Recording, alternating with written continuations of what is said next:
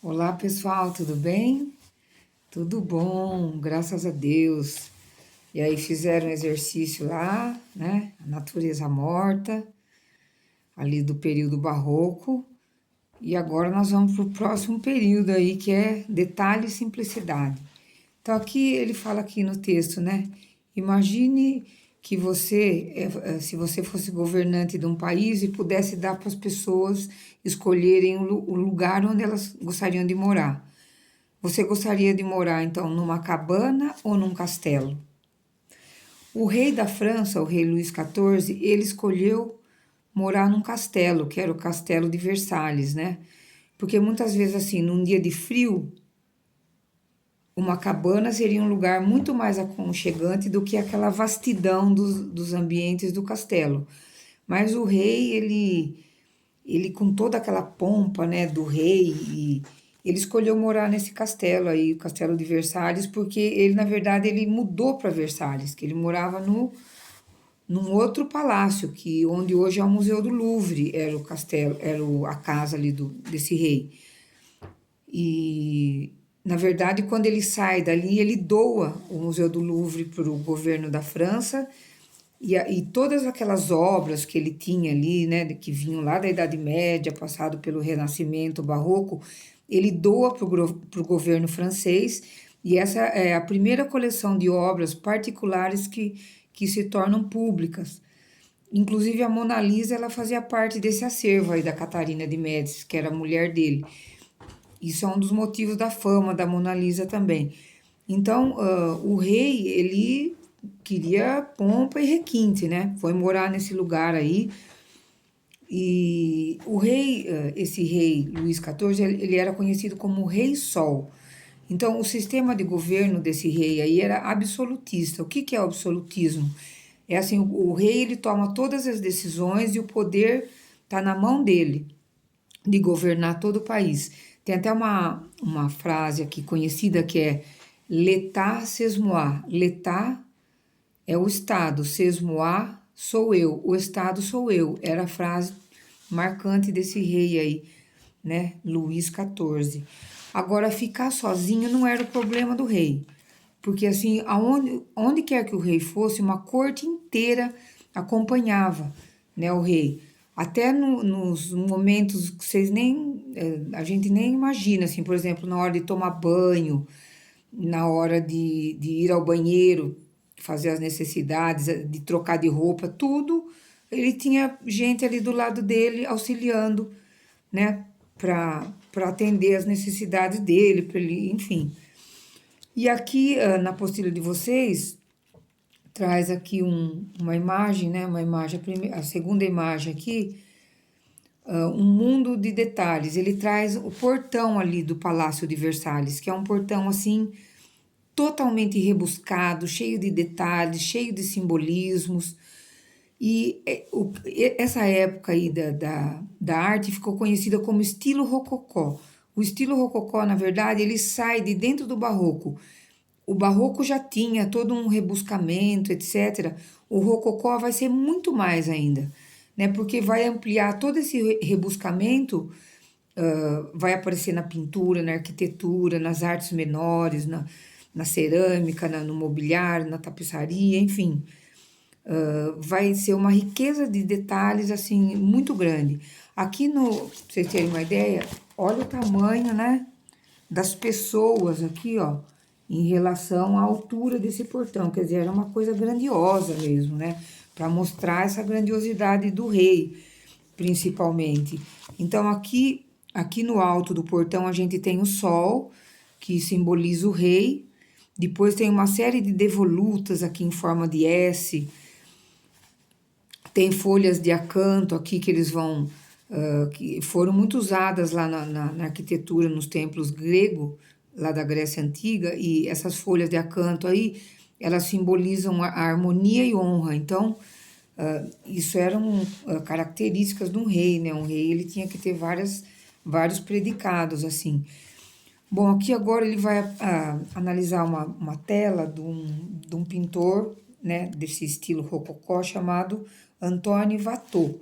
Então, o que que o Watteau ele mostra aqui nessa tela? a seguinte imagem aqui da página 53, que a vida é maravilhosa, ela é feita de momentos maravilhosos, as pessoas estão sentadas aí, né, no bosque, elas não estão preocupadas se choveu, se molhou a grama.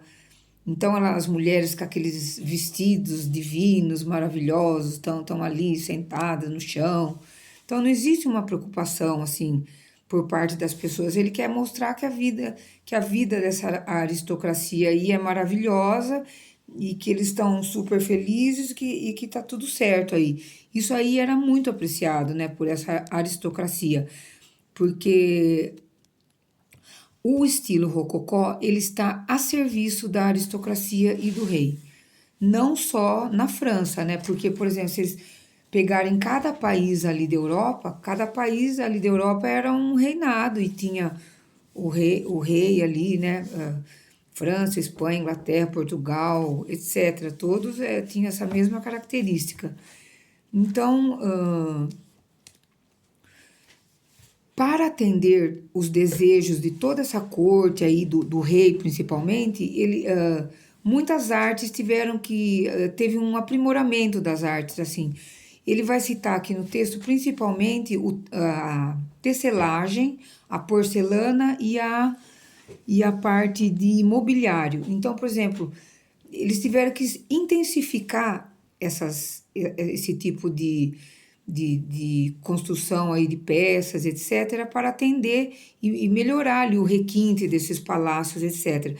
Então, uma tapeçaria, por exemplo, ela servia para aquecer o ambiente, porque esses lugares enormes também eram frios, assim, né?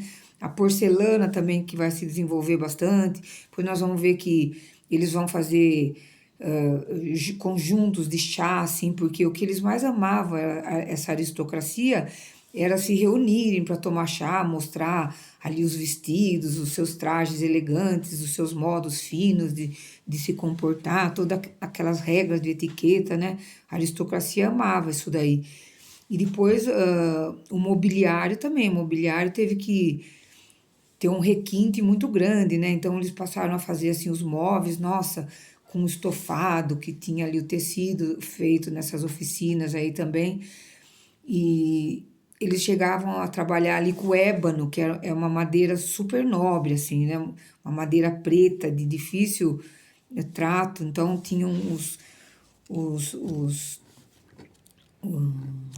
marceneiros, né, que trabalhavam com a madeira. Então, dentro desses palácios aí, foram criadas oficinas para aumentar a demanda, né, da confecção desses objetos aí de tecido, de porcelana, de madeira, enfim, um sem número de objetos. E aqui a gente vai falar também da marchetaria, que é você desenhar na madeira. Eu não tenho aqui, mas eu tenho pecinha de marchetada. Depois na live eu mostro para vocês. Você vai juntando assim madeira clara com madeira escura. Tem cenas de natureza, flores, né? Vários tipos. Ou então fazendo o contorno de um móvel, assim, uma coisa bem bonita, assim, de bom gosto. E aqui também tem um desenho do Lebrun, que é um esboço, é um desenho para uma tapeçaria, aqui na página 55. Ó. Então, gente, isso aqui é um desenho. Imagina a riqueza dessa tapeçaria aí, né? Essa riqueza de detalhes. E a tapeçaria era exatamente desse jeito aí, toda feita com os fios, né? Uma coisa assim maravilhosa mesmo. E depois aqui embaixo nós temos outras duas ilustrações de dentro do Palácio de Versalhes. Uma é do quarto do rei e a outra são lustres, né, candelabros. O que a gente tem aqui nesses candelabros?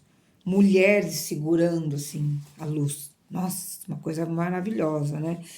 E muitas vezes essas peças eram até recebiam um revestimento de folha de ouro.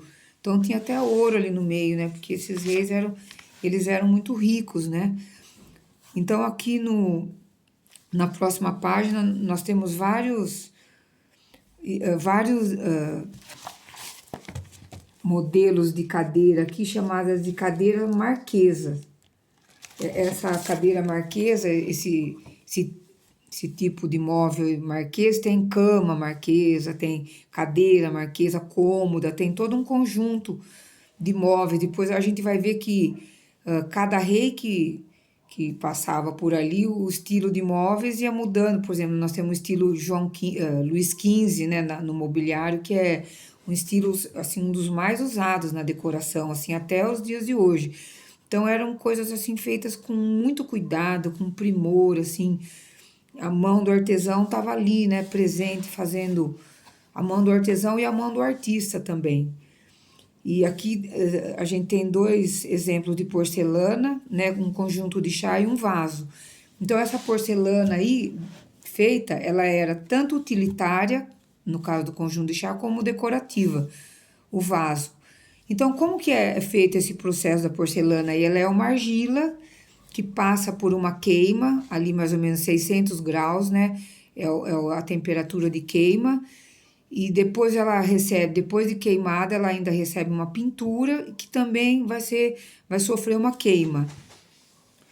E depois ela é uma porcelana branca, né? Então, a gente mesmo, nós temos aqui na nossa casa, né? Porcelana, a gente tem aparelho de jantar, tem tigela, tem xícara, tudo de porcelana. Até aquela mobília do banheiro ali, pia, vaso sanitário, também é feito desse material aí de porcelana. E o biscuit também é um tipo de porcelana. A gente tem, é um material comum até que a gente encontra por aí, né? O biscuit. Bom, a gente percebe que houve assim, uma mudança muito grande, então, ali, né, de comportamento na sociedade mesmo, porque foi crescendo esse número de pessoas que estavam ali trabalhando para o rei, e o que a gente vê, assim, né, como característica principal aí do rococó é essa coisa frívola aí, né, que atendia a burguesia, aquele gosto deles, uma coisa que por certas pessoas, assim, era visto com maus olhos até, né? Aquela pompa do rei, enfim, né? Não era essa a situação geral do país. Então também havia uns críticos. O Molière aparece aqui de novo como um crítico da sociedade. Então a gente vai ver que ele faz, aparece um outro texto aqui mostrando assim que duas senhoritas ficavam conversando ali, querendo, como se elas fizessem parte dessa aristocracia aí, que é uma coisa totalmente repugnante, né? O Molière, ele dá esse tom aí, né, pro teatro dele. Mas a gente vai fazer esse trabalho quando voltarmos lá para a escola, né? Por enquanto ainda não vamos, não tem como a gente fazer teatro aqui, né? Então a gente percebe assim que teve um nível assim de exigência da parte do rei assim muito grande. Então aquelas aqueles detalhes eles a partir de um certo ponto eles acabam se tornando regras. Por que eu estou falando isso que eles acabam se tornando regras? Porque assim para manter aquele padrão que eles criaram ali, né, dentro desses lugares oficiais aí de tapeçaria, de confecção dessas peças, para manter esse padrão, eles acabaram criando academias, que eram escolas, para aumentar assim, o número de pessoas que tivessem habilidade para fazer essas peças e e manter aquele padrão que tinha sido desenvolvido, criar novos padrões, assim, tudo de peças com aquele refinamento e tal. Então, a atividade artística ela foi muito privilegiada nesse momento aí, porque ela vai atuar assim em várias áreas, né? Então, muitas pessoas elas puderam desenvolver e aprimorar as técnicas de manufatura de todas essas coisas aí e trazer novas pessoas para aprender junto aí essas novas técnicas aí e o padrão exigido. Então, se a gente for resumir um pouco essa ideia, nós vamos ver o quê? Que essas academias que foram criadas aí, que eram que escolas, né? Elas eram academias assim, gente, que se destinavam à educação artística mesmo. Então, a arte ela foi muito favorecida nessa época. Tanto que cada artista que tinha a sua individualidade e poder fazer ali, expressar, né, o seu gosto e desenvolver peças mais requintadas. Então, o que que a gente percebe? Que todo o trabalho artístico ele é reflexivo. Então, o que que acaba acontecendo com os artistas, até os artesãos, os artistas, eles acabam ganhando um status ali dentro da sociedade, né? Devido ao seu trabalho desenvolvido aí dentro dessas academias. E porque o que que aconteceu? Todo aquele conhecimento trazido lá da Idade Média e do Renascimento, ele estava sendo usado, aplicado e também sendo aprimorado por esses artistas aí dentro das academias. Então, até agora, a gente viu que todas essas coisas elaboradas, aí a pintura, essas artes menores, elas estavam a serviço da aristocracia. Mas acontece que a aristocracia ela vai sofrer um desgaste também. E isso vai culminar com a Revolução Francesa em 1789. Então, todas aquelas linhas rebuscadas da pintura rococó e tal, elas vão ser simplificadas. E o tema da pintura também vai mudar com isso, né? Nós vamos perceber assim que os temas principais agora continuam a academia, né? Que eram os lugares de estudo e para difusão das artes, etc. Mas os temas vão ser relacionados ao heroísmo, seriedade, bravura, lealdade e honra. Então, por exemplo, lá atrás, o tema, por exemplo, mostrar as conquistas do rei, isso também aparecia lá na pintura rococó. Mas agora, aqui na academia, são esses outros temas aí de bravura, de honra, de moralidade, que vão aparecer na pintura dessa academia. Então, agora aqui tem 2 exercícios para vocês fazerem. No primeiro exercício, aqui na página 61, é fácil você fazer. Vocês vão copiar esse padrão que está aqui, ó, que são 2 círculos, né, que tem 2 linhas. Você divide uma linha em 8 partes iguais. E depois aqui atrás você tem como que você vai encaixar um rosto nesse modelo. Mas o que eu quero que vocês façam mesmo, para colocar aqui para mim, é o desenho da página 63, que é uma regra também, né, da atualidade para como que você faz um mangá. Então, eu achei legal aqui a proposta deles e eu quero que vocês sigam aqui essa orientação, né, da divisão da folha. E para você criar, tem aqui o modelo também na outra página, para você criar aí um desenho de mangá. Porque imagina se hoje ainda existisse aquelas regras lá de trás da academia, então a gente não teria, né, essas coisas lindas que a gente tem hoje, que é aquele desenho japonês ali, o anime, o mangá e tal. E, na verdade, gente, esse período aí das academias, com essa nova cara, essa repaginada que eles dão aí, ele também fica conhecido como período neoclássico. Então, o que que é neo? Neo é novo e clássico é o clássico. O período clássico é aquele lá de trás, da Grécia Antiga, que foi retomado no Renascimento e agora vai ser retomado de novo.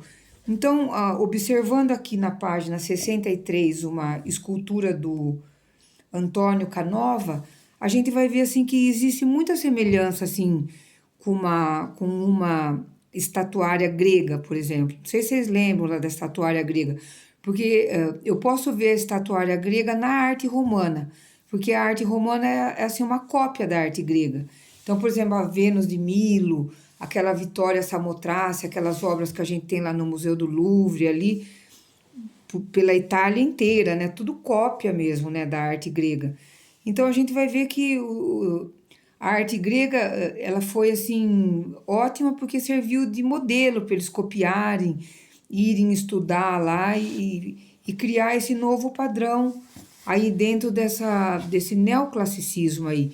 Então, por exemplo, esse período que também ficou conhecido como academicismo, que eram as escolas acadêmicas, ele tanto pode ser falado academicismo como neoclassicismo, representa o mesmo período.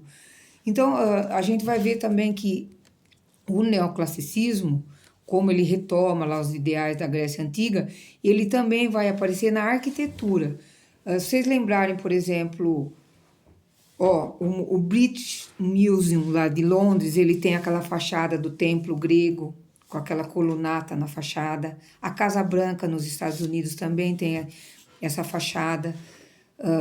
Aqui no Brasil a gente tem também construções do século XIX, a PUC do Rio de Janeiro, né? Várias construções que tem aquela colunata grega ali, é desse período, então, neoclássico. Quando vocês olharem uma construção ali, final do século XVIII e XIX, né? É com esse estilo aí, com colunas gregas, e muitas vezes aquele frontão triangular, é vindo lá do clássico, né? Então, com uma repaginada, um neoclássico, com os materiais, né? Também novos aí desenvolvidos pela indústria, o concreto, vidro, ferro, etc. E na música também vai aparecer o termo clássico. Eu não vou me aprofundar em música porque o texto é muito é grande, né? Aquilo que a gente tem que falar assim, ainda falar assim bem sucintamente porque é muito cheio de detalhes. Então aqui na música clássica,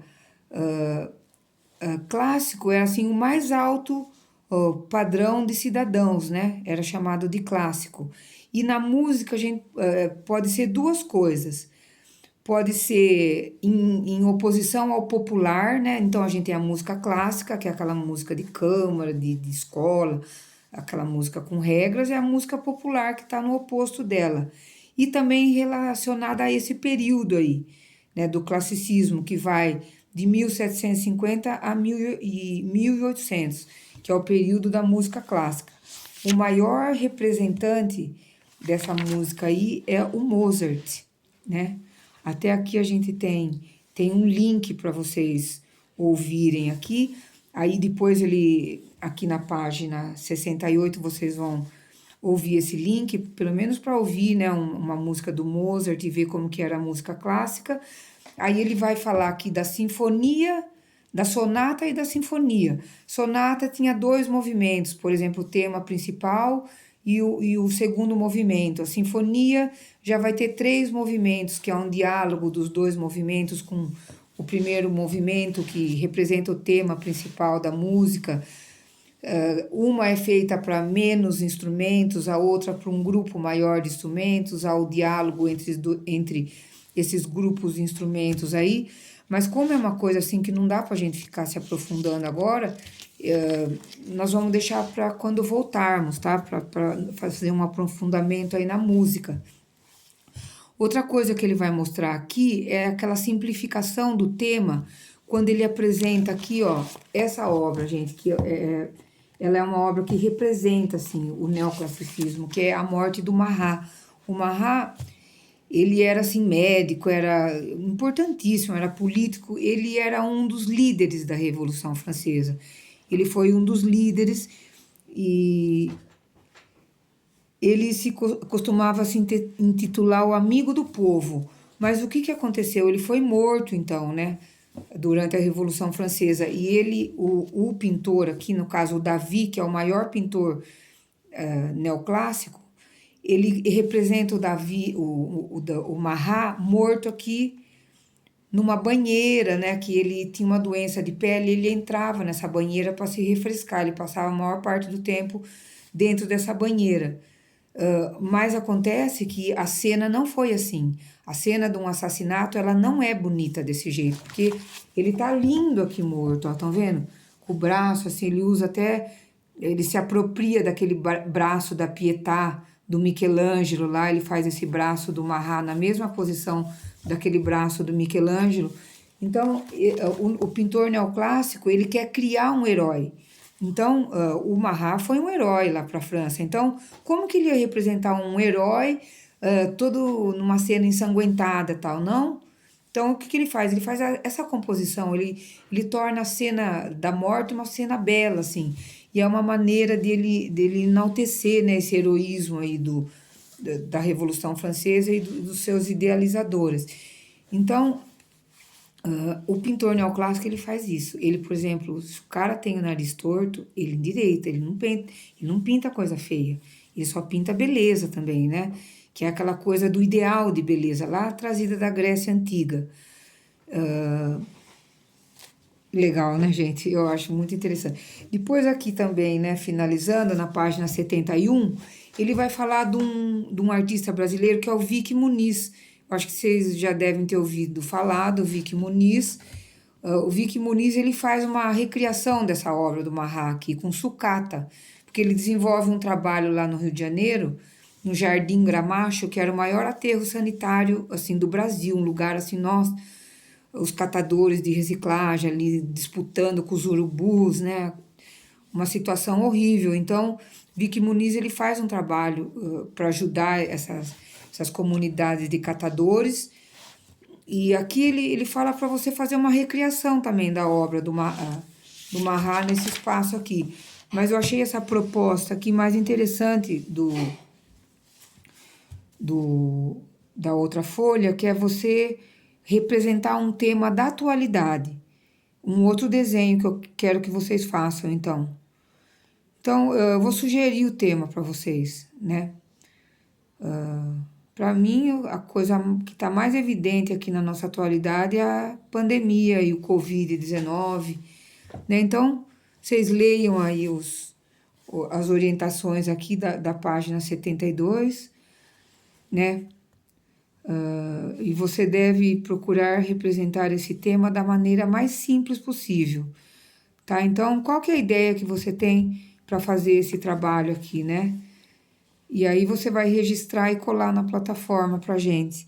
Então, pessoal, eu espero que vocês tenham entendido direito, né? Esse capítulo é muito extenso. Nós vamos tirar as dúvidas lá na plataforma, na live. Desculpa, gente, nossa, tanta coisa na cabeça que você acaba até trocando assim as palavras. E espero que vocês tenham gostado. Uma ótima semana para vocês. Obrigada, né? Com um vídeo longo aí. Ó, um beijo grande. Tchau, tchau para vocês.